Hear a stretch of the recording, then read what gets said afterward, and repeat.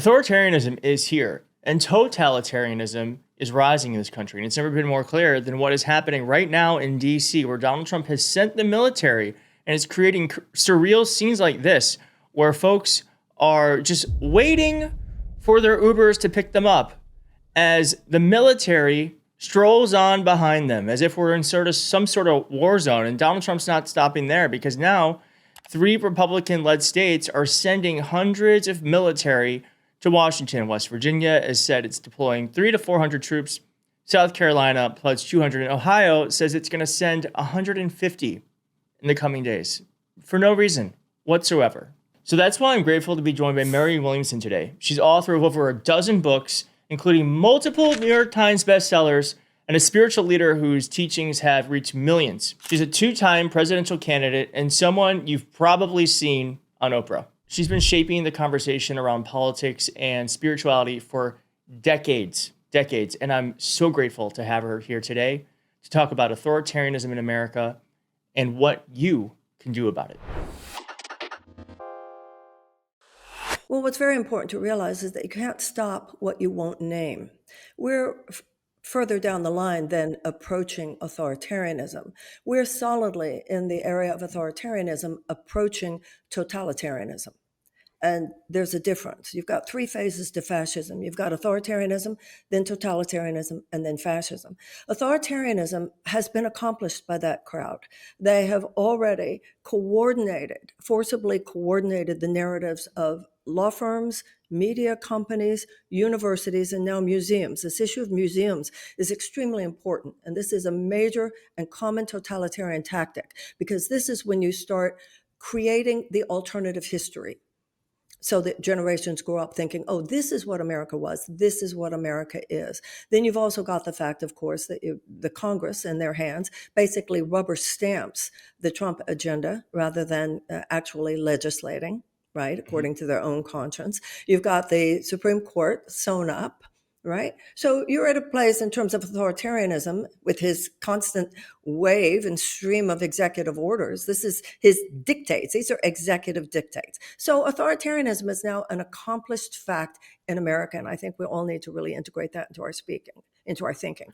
What is so dangerous and chilling now is that we're moving into totalitarianism, because totalitarianism is when you bring in military action.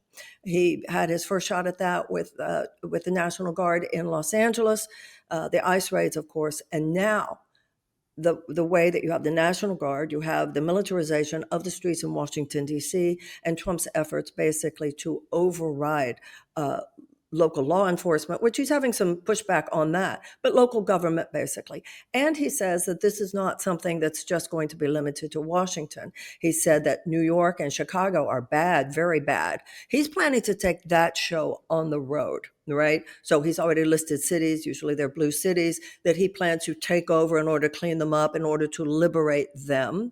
And as of today, there was an article in the Washington Post about a massive expansion of the ICE detention facilities. $45 billion over the next 4 years was provided in this big, bad, beautiful, ugly bill, right? By the end of this year, they'll have 107,000 beds. So, you might think of some of this and go, what are they going to do? They're going to start building concentration camps. They are building concentration camps. We need to start naming these things correctly. And I think we're sort of keeping some of the reality at arm's bay by calling them things that might not be that terrible, but they are absolutely the playbook of totalitarianism. And that's where we are in America today. And when Trump says he's just using the police to go after the bad guys, to me, that is where it starts. But the definition of the bad guys changes. And so today it's going after the perceived bad guys that he's named, like immigrants and criminals. But soon, I imagine where this is heading, and I would be interested to hear what you think, is that this is soon going to be the bad guys or anyone who doesn't step in line or who is, going against the regime, as it were. Well, that goes without saying. We're a nation of laws. We have a criminal justice system. If someone has transgressed, if someone has committed a crime, we have a system by which this is handled. Someone is innocent until proven guilty. He's just throwing all that out the window. And as you said, he's going to tell us who the bad guys are. We know, for instance, here in Washington, D.C., they've already arrested people. But who did they arrest? What did these so-called criminals do? Remember, we have a convicted felon in the White House, so it's so ironic that they're saying they're going after the criminals. We have some serious criminals in this country we have to worry about, but it's the people who are working and living in the White House. That's how I see that. So when he says he's going to clean up, get rid of the criminals, that they always name it in such a way that people who are not deeply grounded in our own critical thinking might think, well, that might be okay. No, it's not okay. And part of the reason why this is effective right now is because largely America has been ineffective in helping many people. In fact, it's made life very hard. I think there used to be this idea of like the American dream, or that folks really could get a shot to become something better than their parents ever were.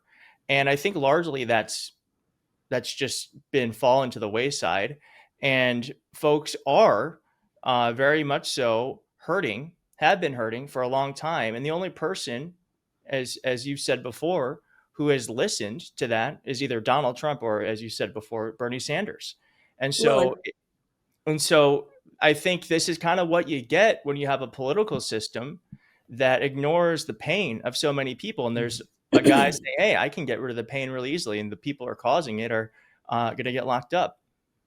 Well, they're the only two who named it in 2016. They're Right. not the only ones who've named it since then. And of course, the difference between Bernie Sanders and Donald Trump in 2016, both of whom, as you said, acknowledged the legitimate anger on the part of so many Americans who are finding simply surviving in America too difficult, is that Bernie meant it and Trump did not. There has been a $50 trillion transfer of wealth in this country. From the bottom 90% to the top 1% of Americans. In the 1970s, the average American couple could afford a house, they could afford a car, they could afford a yearly vacation, they could afford to send their kids to college. Today, obviously, we have over 60% of Americans living paycheck to paycheck. We have a situation in which, 70 to 90 million people are underinsured or uninsured. So you're absolutely right. Too much human despair, too much human suffering, too much living in survival mode, while people knew that a tiny fraction of Americans were only sucking up more and more of the resources into their private hands, into a greedy oligarchic structure, when in fact the wealth and wealth creation opportunity used to be more universally spread throughout the country. And the Democratic Party, which should have been the primary megaphone for this message, was instead taking an incremental approach to ameliorating the situation, so that the Republicans became just unabashed about saying, hey, it should be a corporatist bottom line, whatever makes money for huge corporations and hugely wealthy individuals, that this will somehow trickle down. Obviously, it didn't trickle down and lift all boats. It left millions and millions of people without even a life vest. But the Democrats, who should have been shouting this from the rooftops, instead of making fundamental changes over the last few decades, were making incremental changes. And they were never enough. And it basically came down to the Democratic Party message: we really care, we really see your pain, we really want to help you, but not so much that we will go beyond the line past which we would be offending our own donor base. So even though the Republicans started this craziness, no Democrat stopped it. And we got to the point where corporate profits became our bottom line, our governing principle, as opposed to humanitarian values and democratic values. And that's what brought us into this mess. That's what opened the door, which, by the way, I think it's important for us to realize, historically, this was inevitable. If you have a seventh grade understanding, whether it's Hitler's Germany or the French Revolution, you can't have masses of desperate people without that becoming a font of personal and societal dysfunction, such as attraction to political strongmen and genuinely psychotic forces like neo-fascism, which is what we have today. And I So think, yeah, I'm go sorry. ahead. No, go ahead. Go ahead. There's an entirely new paradigm of thinking that has to take place now. Old think, in political sense, got us into this, and old think will not get us out of it. And even more important, even if old think got us out of it because we were able to, let's say, win an election in 26 or 28, if we don't change our thinking and return to the humanitarian and democratic bottom line on a fundamental level and fundamental advocacy for the working people of the United States on the other side of this chapter, all we'll do is slide back into this catastrophic mess that we're in now. Yeah, I mean, that's what to me was so infuriating about the 2024 election was that it was so much of the messaging on the Democratic side was actually the economy's good. We have a good economy. And it's like, well, maybe on paper for some, but where I come from and people in my family, the economy is not working. And certainly the stock market is not the economy. And I just think that, as you said, that there needs to be a fundamental shift in our thinking and the way that we handle these things. And I feel I'm scared that Democrats are falling into this trap again, or even just liberals online or progressives online, because Donald Trump is saying crime is bad. And I actually think crime is bad. Now, is it as bad as he says? No, but I don't think the answer to his push for fixing crime the way he is, which is awful, is to say, well, actually, look at my chart. My chart here says that crime is down 30%. I just don't think that works.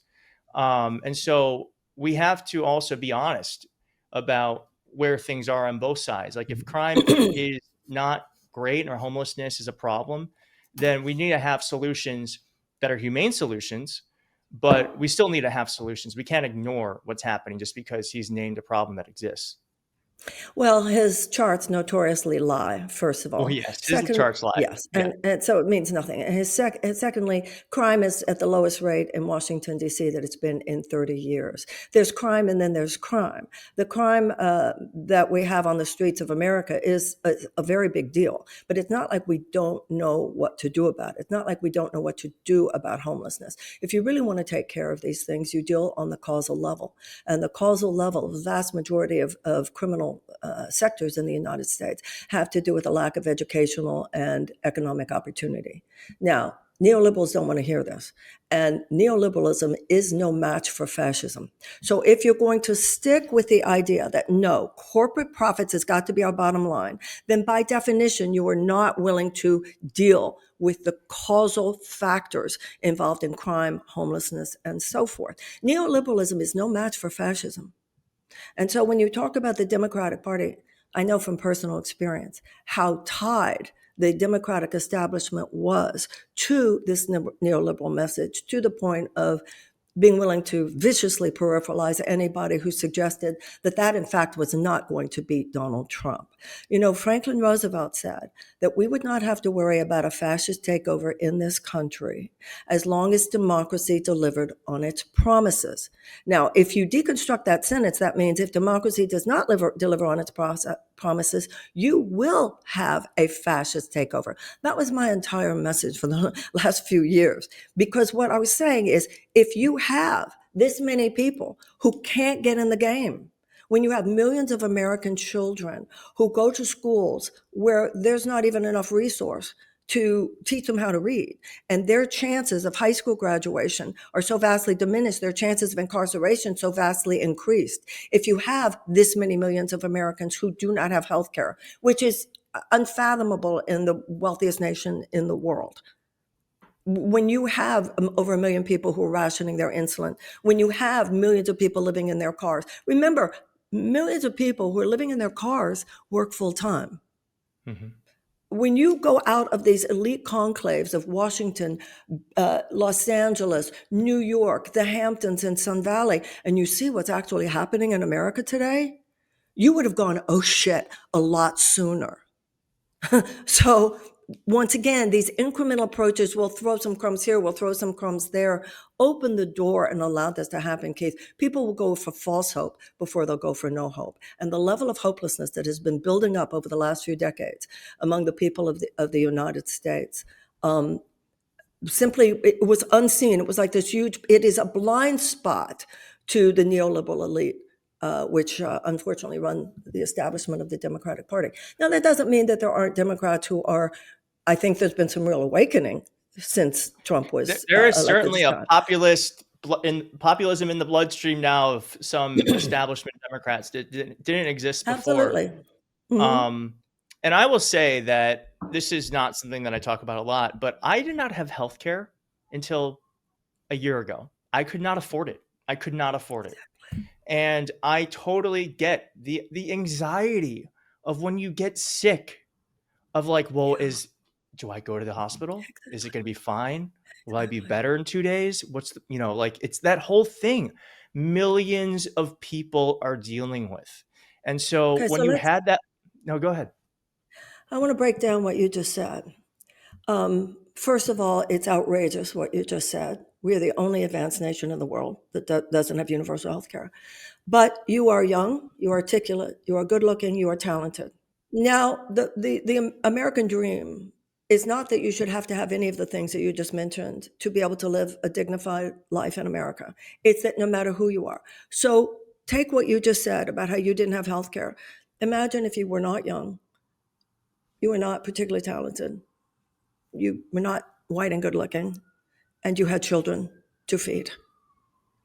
Take what you just said, which was horrifying enough, and Mhm. exponentially magnify it, and you're talking about millions of Americans. So of course, when you're living with that level of anxiety, God, it made me emotional. When you're living with that level of anxiety, you're desperate. You go to anyone who says they can make it better. And so that's Or how we you, got. Oh, go ahead. well, alcoholism, drug addiction. There are all kinds of deaths by despair, crimes from despair. I'm not saying that criminals shouldn't be held accountable, don't get me wrong. But you start to see what this level of massive despair turns into. And this could have been prevented if anybody had bothered to take a humanitarian look at what was going on. You know that what has happened to the Democratic Party is that it was so ethically and morally hollowed out. Neoliberalism is an amoral system, and amorality always ends up with immoral consequences because, by definition, it doesn't care. A corporation, by definition, is not a human being. It doesn't care. And that's why spiritual elements, all that a spiritual take on politics is a radically humanitarian take on politics. And so the narrowing of the conversation that was even allowed in the Democratic Party, as though it was more sophisticated. That's one of the greatest tragedies here. Is that what was considered qualified and sophisticated, it was the least qualified and the least sophisticated look at what has been happening. This is a natural consequence. Donald Trump did not come out of nowhere. This was not something that came out of the blue. This came out of the mud that has been building up and accumulating for decades by people who refuse to look at it and Well, refuse to make way for voices of people who were pointing it out. when you have cancer and you decide not to look at it and it's getting worse and worse and Mhm. worse, eventually you end up with a tumor. And the tumor, That's exactly right. Yeah. and that's what we got right Well, now. and you could take that, you could take that image and go all over the place with it because the kind of integrative healing that is needed, the model that is needed both to proactively cultivate health as well as ameliorate uh, the results of sickness have to do with mental issues, have to do with emotional issues. That's why educating children is so important. When you have somebody who's helpless, totally helpless, and totally hopeless by the age of 15, and you have millions of American teenagers who are hopeless and helpless by the age of 15, and see no way to get into the system, what do you expect? Now, I want to talk about solutions because cancer is incurable. Well, it's not incurable, but there's no for sure known cure. I think that this is curable, and that part of the reason why I wanted to have you on is your Substack says that we must look at the problem. We cannot dwell on it, but we must recognize the problem in order to know how to move forward.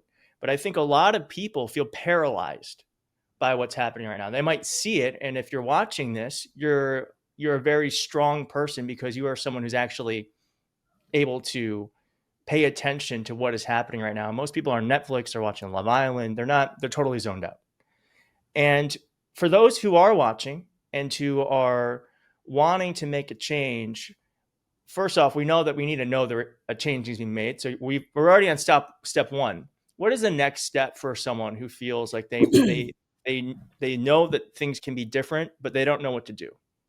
You know, it's interesting that you mentioned cancer because compared, for instance, to when I was growing up, although cancer is not quote unquote curable, it is in many, many cases now a chronic manageable condition. There are many people now living with cancer for decades and decades and decades. So I think it's important to remember that there are steps before cure, right? And Mm-hmm. so we need to take those steps, and each and every one of us has to be involved.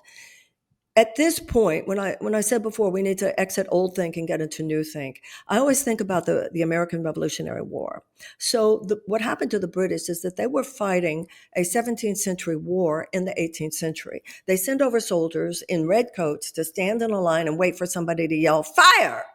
The American colonists had been exposed to Native Americans, and they were jumping out from behind trees. It was really the beginning of what we now call guerrilla warfare. We need to politically think of this as political guerrilla warfare. There is a war being waged on American democracy. Now, some people, it's too painful to even think about. Some people they're starting to integrate it, but as you said, they're just paralyzed, right? You just don't even know what to do.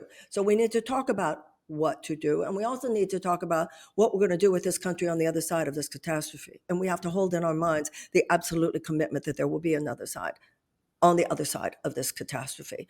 When you see yourself in terms of political new think, the last thing you're doing is waiting to think who the Democrats are going to put up in 2028. Now, I like what some of these people are doing. Don't get me wrong. I have great respect. I love the way Pritzker's talking. I love the way Gavin Newsom is out there every single day. I have a lot of respect. I'm not saying they aren't. I also think there's great courage and heroism that's being demonstrated by some of these judges. I mean, there are acts of heroism everywhere. I think we need to move into thinking, what was my act of heroism today? What did I do today? What articles did I share? What podcasts did I share? Where did I not refuse to look away? Where was I willing to listen? Because part of nonviolent political philosophy is that you educate yourself. You really have to know. You know, it's interesting because a lot of times people would say, well, the Hitler analogy is stay away from the Hitler analogy. Are you kidding? We're actually at this point not embracing it enough because this is Mm-hmm. straight out of the Mussolini playbook. Mussolini was the one who came up, by the way, with the phrase drain the swamp. This is all this is textbook. We need to read more. And I think we need to read about the history of the United States. When you read about the history of the United States, which has not been taught nearly enough in American schools over the last few decades, it's a very inspiring story. Read the Declaration of Independence, read about the Constitution, read about Roosevelt, read about Lincoln, read about abolition, read about the Civil War, read about women's suffragists, read about early labor organizing, read about the Civil Rights Movement. And also, in the entire arc of social justice history in the United States, I find it fascinating how many of those movements were initiated within religious and spiritual circles. Among white abolitionists, obviously, that was a segregated movement. Among white abolitionists, the whole thing began in the early evangelical churches in New Hampshire. It was a religious conviction. It was a religious conviction. The whole conversation around the Civil War, which is fascinating when you read about it, is how much at that time Americans talked in terms of, well, does the Bible allow it? Does the Bible not allow it? Then the women's suffragist movement, many of those women, it came out of Quakerism. Many of those women were Quakers. Main leaders of the suffragist movement were Quakers. Their whole philosophy was an inner light that makes us equal in the eyes of God. So why shouldn't women be able to vote? And Dr. King was a Baptist preacher. One of his famous lines was that a new dimension of love, it's time for a new dimension of love to be injected into the veins of human civilization. And Gandhi said politics should be sacred. So we need to break out of this managerial rationalistic conversation that has obviously proven inadequate to addressing the challenge, because the challenge is so much psychological. The challenge is so much emotional, what people were experiencing. We forgot, oh, maybe we should have thought about that. Hello? Maybe we should have thought about that. And we can think about it now. And that's going to be a large part of dismantling the problem that's in our midst. Yeah, and you know, the abolitionist movement did not start as a majority movement. The LGBTQ plus movement did not start as a majority movement. It took years for people to catch on. And being a gay person, I experienced it can be a rapid shift from denial to acceptance and being brought into the mainstream. So if you are feeling like, well, no one around me thinks that what's going on is crazy, you know, that's okay, because it's you recognize it, and if you recognize it, then you are what I like to call a seed that can be planted to grow into something beautiful and great. But we first need to recognize and plant these seeds in order to have any chance of something new taking hold. You brought up two really important things. First of all, the issue of the majority. The majority of colonists didn't even want to break free of England, by the way. The majority didn't wake up one day and say, let's free the slaves. The majority didn't wake up one day and say, let's give women the right to vote. The majority didn't wake up one day and say, let's dismantle segregation in the American South. What you need is a critical mass. What you need is a tipping point. And that's a really important issue. We become too enamored by the issue of majority. The new politics does not just work on the horizontal, it works on the vertical. It's not just about how many people you convince, it's about how deeply you go with your conversation I love among the that. people who I love already that. are convinced. The other thing to look at, and this when you mentioned gay rights, is how we can work for years and years and years to get rights established. But one of the things happening in America today that's so horrifying is how quickly those rights can be taken away, whether it has to do with Roe v. Wade, whether it has to do with the gutting and the continued gutting of the Voting Rights Act. And now, as I'm sure you're aware, there are those who are taking it to the Supreme Court to repeal the decision that provided for gay marriage. These people are on the move, and we need to be on the move too. Yes, absolutely. And so if you are watching this, I guess my hope of inspiration to you, and this I just know this personally for myself, is just take the first action. Whatever comes into your head, take the first action. It is right because you have thought of it, and then it'll lead to the next one. That is literally how this YouTube channel started. Like 15 months ago, I was like, I want to start a YouTube channel, and I brought out my iPhone and I said, well, this is going to be terrible, but it's going to be the first one, and it'll lead to the next and the next, and we can iterate. And it's turned into something beautiful and impactful. And so let that be an inspiration, but also an example that that's how this works. Is small things can become large, but they must first start. And so if you are watching this and you're feeling inspired and you're having an idea, I could do this, or I could, oh, what if I have a book club and we read this book, or whatever it is right. And then it will lead to the next thing. And if you allow it to grow and you nurture it, it will become bigger than you possibly ever could have imagined, in my opinion. Well, absolutely. And uh, we are pussies compared to our ancestors. It's got to be more. It's more than just do one thing and it'll lead to another. I agree with you. That's a common law of manifestation. It's a great career advice, but we've got to like get rid of fascists. Okay, it's got to be a little bit more than that. It's got to be that it's got to be in order to save our democracy. This has to be a full-time calling for each and every person. We have to create a wall of energy. The analogy is the Japanese have already bombed Pearl Harbor. So when my father and so many of his generation, they went the next day, and as soon as the, day of an infamy speech that Roosevelt gave, and then the United States declared war. I mean, you're right. This is an and. This is not a but to what you said. But Okay. once those guys went and they signed up because we were at war, the draft office didn't say, well, just go home, try to exercise, get your body in shape, start eating. No, they were sent right to boot camp. That's part of where we have to change our thinking right now. We took this threat way to the establishment. Certainly, the establishment Democratic Party did not take this threat seriously enough. The people have to take it from here. And some of them are taking it seriously, but some, not all. not all, but some of the Democratic leaders kind of don't want to upset us. They don't want to get negative. We have to be very honest now. We have to be very clear. We're talking about totalitarianism. We're talking about concentration camps. We're talking about people being disappeared. So I just think that we can encourage one another right now. Um, my father was a lawyer, and he used to always say to me, talk to the smartest person on the jury. And when my career began, uh, I would walk into a room and assume that people were intelligent. What's happened in politics is we talk to each other like we're dumb. We talk to each other like we're so precious. Everybody's so precious. And what I found in my career is talk to people like they're really smart, and people just are reminded that they are. That's all. The only point I was trying to make is this is grace period's over. Every code red alert that could possibly be sounding is sounding now.